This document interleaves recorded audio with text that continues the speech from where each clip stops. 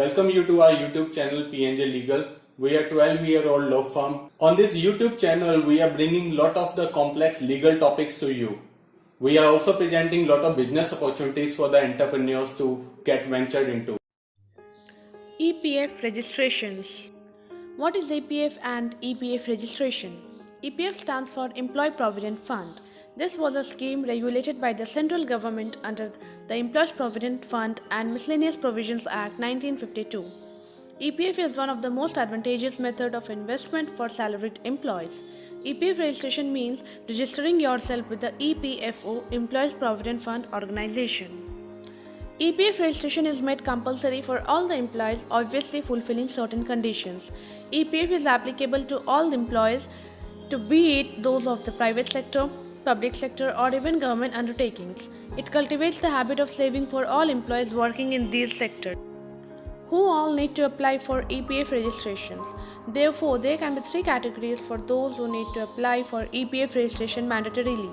They are every factory engaged in an industry or organization which employ 20 or more employees, any establishment having 20 or more employees in any previous year, every employee who draw less than INR 15,000 per month at the time of joining.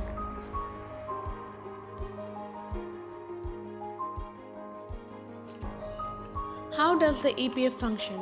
The EPF functions on the principle of contribution. Whenever an employee is hired by an organization that comes under EPF scheme, he has to contribute a fixed percentage of his salary to the EPF. These contributions have to be made regularly. These contributions are then pooled up in terms of saving which are given to the employee at the time of retirement.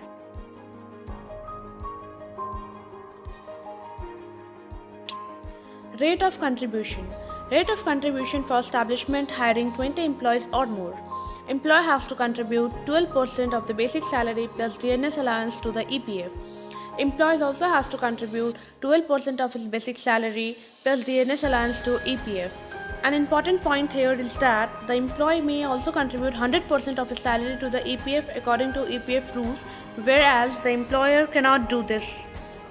Another notable point is that not whole of the employer's share moves to the EPF. 8.33% goes to the pension scheme, whereas the remaining of 3.67% goes to the EDLI account. Rate of contribution for establishment hiring less than 20 employees. Now, this is a special case where even the institution having less than 20 employees can register for EPF.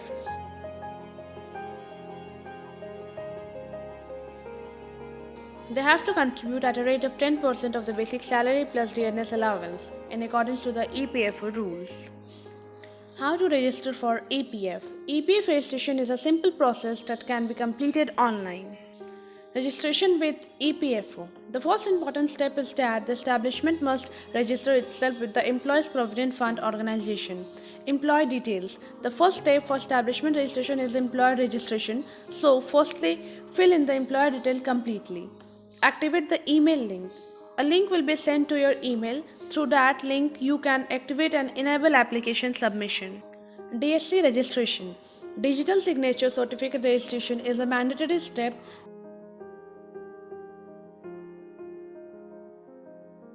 as it is also required for filling an EPF registration. Completing the registration. Enter the required establishment details and submit to finalize the application. Benefits of EPF registration. Risk coverage. The most fundamental benefit of Provident Fund is to cover the risk of the employee that may occur due to any reason. Long-term needs. The Provident Funds can be used for any long-term goals such as marriage or higher education of children. Emergency needs. There are certain unanticipated events such as mishappening or illness where PF can be extremely useful. Covered pension. The employer also contributes to the EPS, thus covering the employee's pension. Conclusion. EPF is a great step taken up by the government in order to cover many important areas of interest of the employees. It keeps the employee's salary in the form of savings.